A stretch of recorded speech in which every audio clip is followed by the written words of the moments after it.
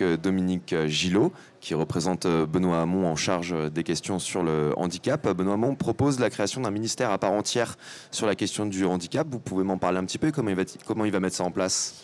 Écoutez, je pense que nous pensons qu'il est absolument indispensable que la politique du handicap soit une vision transversale, complètement interministérielle, qui mobilise l'ensemble des politiques publiques de telle sorte que les personnes avec handicap, les personnes qui vivent avec un handicap, les personnes qui souffrent d'un handicap puissent être considérées dans la plénitude de leurs droits et qu'on soit en situation d'exiger des administrations centrales qu'elles soient attentives à l'accessibilité dite universelle. C'est-à-dire que toutes les politiques publiques doivent être mobilisées pour que les personnes avec handicap soient reconnues comme citoyens à part entière.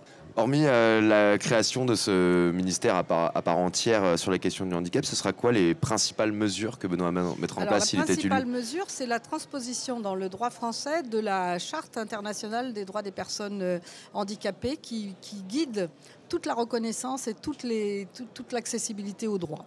Puis ensuite, dans les politiques publiques emblématiques, il y a des enjeux indispensables à poursuivre, notamment en termes de citoyenneté, reconnaître aux personnes avec handicap leur pleine citoyenneté, la participation à la vie sociale, à la décision de leur parcours, de manière à ce qu'ils soient vraiment reconnus comme citoyens à part entière. Il y a aussi tout ce qui concerne l'école inclusive, de la petite enfance jusqu'à l'enseignement supérieur, en garantissant un accompagnement dans les classes par des personnels qui soient véritablement formés et qui fassent partie de l'équipe éducative, de l'équipe d'enseignants et d'accompagnement des enfants, et que ça aille au-delà de l'école, dans les activités post- et périscolaires, et puis que l'université soit véritablement une université inclusive où les étudiants en situation de handicap, mais aussi les professeurs, les chercheurs aient toute leur place, de manière à ce que la vie des personnes soit objet de recherche également et soit facteur d'innovation et d'inclusion. Et puis pour ce qui est de logement aussi, on a vraiment beaucoup de propositions à faire pour que les innovations en matière de logement, la domotique, l'accessibilité, dès la construction, dans la formation des architectes, pour que le dialogue architectural soit dès le début convaincu que faire des logements accessibles ou adaptables à tous soit une philosophie pour le 21e siècle, et aussi pour l'emploi. Donc aujourd'hui, on parle beaucoup, et notamment dans ce salon, de l'emploi direct ou de l'emploi accompagné des personnes avec handicap.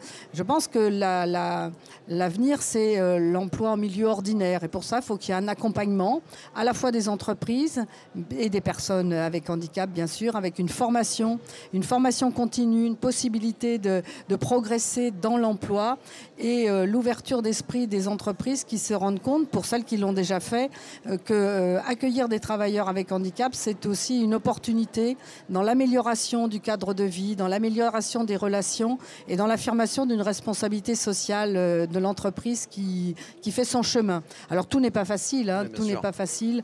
Il y a pour certains, il y a l'idée d'un surcoût, mais le surcoût, il est après équilibré par le gain et la productivité des personnes avec handicap, parce que les personnes veulent être contributives. Moi, de ce que je connais, de ce que Benoît Hamon a perçu également, c'est que les personnes qui vivent avec un handicap ne veulent pas être simplement des personnes assistées, accompagnées, elles veulent être aussi des personnes contributives qui apportent leurs aptitudes et leurs capacités au fonctionnement de la société. Et il y a la loi des C% qui date de 1987. Est-ce qu'elle vous paraît encore adaptée aujourd'hui? Il faut la transformer. Toutes les entreprises ne sont pas encore à ce niveau-là. Loin de là. Il y a des moyennes qui laissent apparaître que dans le privé, on est à 3,9% de moyenne. Dans le public, on devrait être à un peu plus de 4%, donc ou 5%, on arrive... bon. Est-ce que justement, un nouveau quinquennat, ça ne donne pas l'occasion voilà, de changer? Ça représente des différences, hein, puisque c'est une moyenne. Donc à la fois, vous avez des entreprises qui sont quasiment au-dessus des obligations légales, parce qu'elles ont fait l'expérience de l'intérêt de cette inclusion des personnes avec handicap. Une entreprise sur 3 à peu près. Voilà. Et puis d'autres qui n'y sont pas encore, et notamment les petites et moyennes entreprises. Donc je pense que ce qu'il faut aujourd'hui, c'est élargir le champ d'accueil des personnes avec handicap aux petites et moyennes entreprises en leur permettant, elles aussi, de bénéficier de l'intérêt d'un travailleur avec handicap.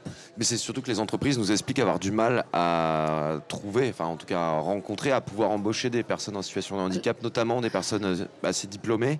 Comment on peut encore améliorer la formation? Alors, le vivier, comme on dit, le vivier, il existe, il est en train de grossir. Pourquoi ?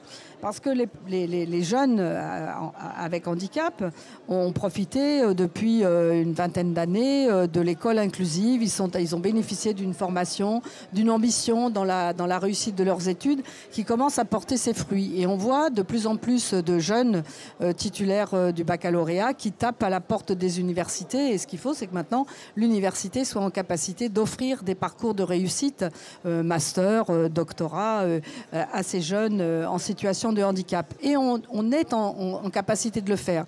L'université, les grandes écoles sont très attentives à l'accueil de ces talents qui représentent une diversité et un enrichissement de la communauté étudiante.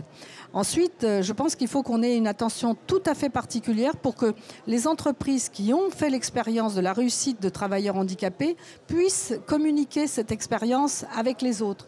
Donc des forums d'échange, de la pair stimulation, comme on dit, la stimulation par les pairs, des échanges de bonnes pratiques sont de nature à casser ces idées reçues que c'est compliqué d'embaucher une personne handicapée, que ça va être difficile à vivre, qu'on va pas savoir comment lui parler, que voilà. Parce qu'une personne, quand elle est dans un environnement, elle a une fabuleuse capacité d'adaptation et d'entraînement de ses collègues. Et généralement, il y a aussi des échecs, hein, faut pas non plus être idéaliste, hein, utopiste, mais généralement, l'inclusion d'une personne handicapée dans une équipe, ça modifie les rapports, ça modifie les contacts, ça améliore l'assiduité. Ça apporte de la richesse. Ça apporte de la richesse et de l'assiduité et une meilleure productivité avec une amélioration des conditions de vie, du cadre de vie au travail. Alors, moi, je suis optimiste. J'essaie de convaincre par mon optimisme et la manière que j'ai de considérer les personnes handicapées, qui sont une formidable richesse, qui nous apprennent beaucoup de choses en termes d'organisation, en termes d'ingénierie, en termes de débrouillardise et puis d'appétit, de goût de la vie. Mais en même temps, il faut que le temps fasse son œuvre et que, à la fois, les obligations légales, la contrainte, et puis l'accompagnement, la formation, la stimulation soient au rendez-vous pour que le prochain quinquennat soit véritablement celui d'une société fraternelle, inclusive et sociale. Dernière question, le secteur protégé adapté compte actuellement 2500 fournisseurs. Ça représente environ 300 000 emplois. Comment on peut aider ce secteur-là à se développer, à se professionnaliser ?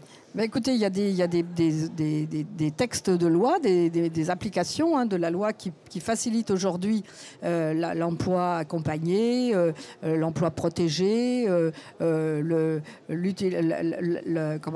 rôle des ESAT comme un sas entre le milieu protégé et le milieu ordinaire. Je pense qu'il faut continuer de fonctionner comme ça, d'autant qu'il y a dans notre monde, il y a des tâches manuelles, des tâches répétitives qui ne sont pas vécues comme des métiers valorisants pour un certain nombre de personnes dans le monde ordinaire de l'emploi et qui, pour des personnes handicapées, représentent une véritable autonomie, un véritable accès à la reconnaissance de leurs aptitudes. Je pense notamment aux travailleurs avec autisme qui sont capables de mobiliser une attention, une pugnacité dans des tâches extrêmement répétitives et pour qui c'est une véritable thérapie par le travail.